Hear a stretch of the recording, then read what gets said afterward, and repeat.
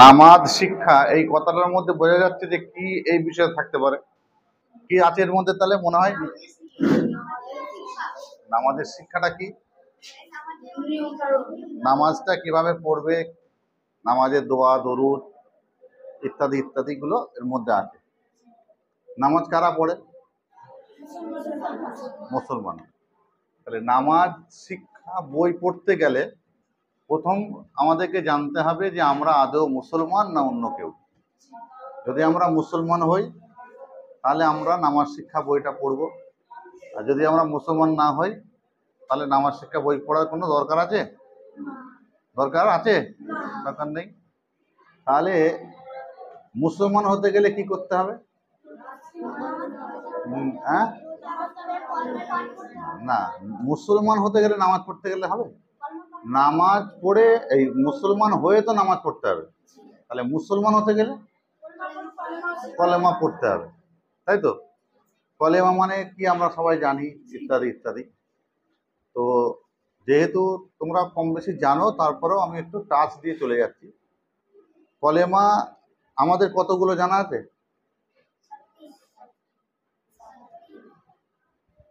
5টা।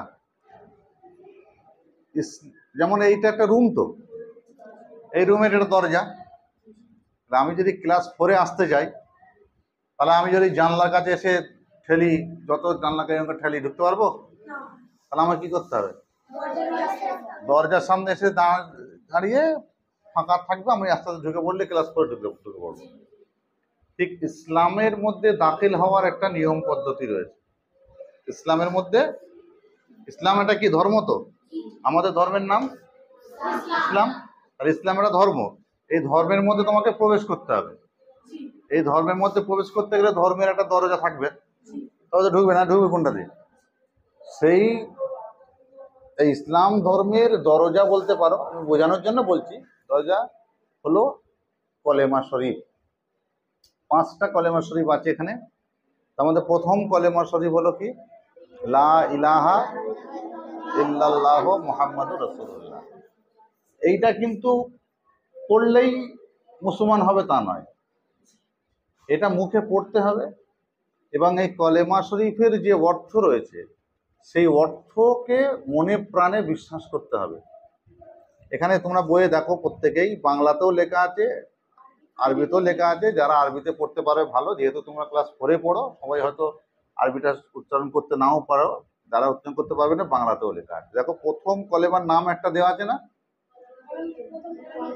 তো যেমন তোমাদের ক্লাস এটা কি 4, একটা নাম আছে, তেমন এই কলেমা শরীফের একটা নাম আছে। প্রথম কলেমা তৈয়ব। এই কলেমাটা হলো লা ইলাহা ইল্লাল্লাহু মুহাম্মাদুর রাসূলুল্লাহ। এর মানে হলো আল্লাহ ছাড়া কোনো মাবুদ নেই এবং হযরত মুহাম্মদ সাল্লাল্লাহু আলাইহি ওয়াসাল্লাম আল্লাহর রসুল বা প্রেরিত পুরুষ বা প্রেরিত রসুলও বলতে পারো। তাহলে আমরা এই লা ইলাহা ইল্লাল্লাহু মুহাম্মাদুর রাসূলুল্লাহ পড়বো। পড়ার সাথে সাথে আমরা এটা কি মনের মধ্যে আনবো? আল্লাহ ছাড়া কোনো মাবুদ নেই। মানে আল্লাহ ছাড়া কোনো আর মাবুদটা কি? মাবুদ নেই বলে দিলে, মাবুদটা কি? মানে আল্লাহ ছাড়া আমাদের আর কোনো প্রভু নেই, দ্বিতীয় কোনো প্রভু নেই, ঠিক আছে? এবং আল্লাহ পাক যাকে আখেরি নবী হযরতে মুহাম্মদ সাল্লাল্লাহু আলাইহি ওয়াসাল্লামকে পাঠিয়েছেন উম্মতে মুহাম্মাদির জন্য, তিনি হলেন রসুল এবং তিনি হলেন শেষ নবী বা শেষ রসুল। এটা তাহলে আমাদের মনের মধ্যে বিশ্বাস আনতে হবে। শুধু যদি কেউ লা ইলাহা ইল্লাল্লাহু মুহাম্মাদুর রাসূলুল্লাহ পড়ে ফেলে, তাহলে কিন্তু সে মুসলমান হবে না। এখন অনেকেই পড়ে দেখবে, যারা ইসলাম গ্রহণ করেনি এমন ব্যক্তি অনেক আছে, যারা বন্ধু বান্ধব, হ্যাঁ, এই গল্প করতে করতে কেউ কোনো সভা সমিতি হ্যান ত্যান ইত্যাদিতে বলে ফেলে লা ইলাহা ইল্লাল্লাহ মুহাম্মাদুর রাসূলুল্লাহ। তাহলে কি সে মুসলমান হবে? মুসলমান হতে গেলে এই কলেমা শরীফ পড়ার সাথে সাথে কলেমা শরীফের অর্থের দিকে খেয়াল করে আল্লাহ ও তার রাসূল সাল্লাল্লাহু আলাইহি ওয়াসাল্লামকে অন্তরে বিশ্বাস করতে হবে, মানতে হবে। কথা বুঝাতে পেরেছি? তাহলে আমরা মুসলমান হতে চাই তো, তাহলে আল্লাহ ছাড়া কাউকে মাবুদ বলে আমরা মানবো, আর আল্লাহর নবীকে আমরা তার প্রেরিত পয়গম্বর বা প্রেরিত রসুল মানবো। নাকি মানতে হবে তো, নাহলে তুমি মুসলমান হবে কি করে? মানবো, তাহলে আল্লাহকে মাবুদ বলে মানবো, আল্লাহ ছাড়া কোনো মাবুদ নেই এটা যেমন মানবো, তার পাশাপাশি হযরত মুহাম্মদ সাল্লাল্লাহু আলাইহি ওয়াসাল্লাম আমাদের শেষ নবী, আল্লাহর প্রেরিত রাসূল, এটাও আমরা মনে প্রাণে মানবো এবং বিশ্বাস করব। তাহলে প্রথম কলেমাটা কিন্তু পড়ানো হয়ে গেল। বুঝতে অসুবিধা হলো? এইভাবে গল্প ছলে হয়ে যাবে, অসুবিধা হবে না। কিন্তু এটা মুখস্থ করতে হবে এবং তার অর্থগুলো আমাদেরকে বুঝতে হবে বা জানতে হবে। ঠিক আছে, এরপরে এসো দ্বিতীয় কলেমা শাহাদাত।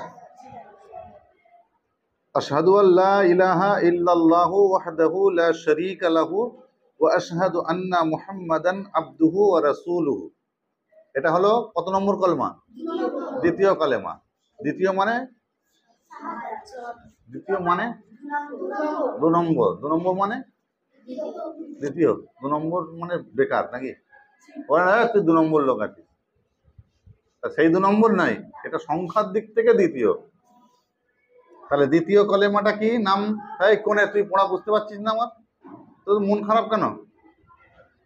তাহলে শুনলে হবে, বুঝতে হবে তো। তুই তালে তাল মেলাচ্ছিস না, কাল থেকে সামনে পেংতে বসবি। দ্বিতীয় কলেমা তাহলে কি? শাহাদাত। আশহাদু আল্লা ইলাহা ইল্লাল্লাহু ওয়াহদাহু লা শারীকা লাহু ওয়া আশহাদু আন্না মুহাম্মাদান আবদুহু ওয়া রাসূলুহু। এটা মুখস্থ করতে হবে। এর অর্থটা এবার দেখো নিচে দেওয়া আছে, আমি সাক্ষ্য দিই যে আল্লাহ ব্যতীত কোনো উপাস্য নাই। আমি সাক্ষ্য দিচ্ছি, সাক্ষ্য মানে সাক্ষী, হ্যাঁ, সাক্ষী দিচ্ছি আল্লাহ ছাড়া কেউ মাবুদ নেই, কারোর উপাসনার কোনো কেউ নেই, তিনি এক ও তার কোনো অংশীদার নেই। একজন, তার না আছে কোনো ছেলে, না আছে কোনো মেয়ে, না আছে স্ত্রী, এসব থেকে তিনি পাক বা পবিত্র।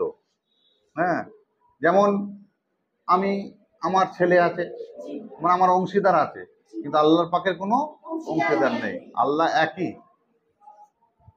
আমি আরো সাক্ষ্য দিই যে হযরত মুহাম্মদ সাল্লাল্লাহু আলাইহি ওয়াসাল্লাম তার বান্দা ও রাসূল।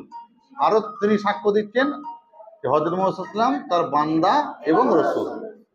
এই ক্যামেরাটা অফ করে। তাহলে দ্বিতীয় কলেমা আমরা পড়লাম, মানেটাও বুঝলাম তো। আর একবার মানেটা বলি, আমি সাক্ষ্য দিই যে আল্লাহ ব্যতীত কোনো উপাস্য নেই। ক্লিয়ার? আল্লাহ ছাড়া কেউ আছে আমাদের?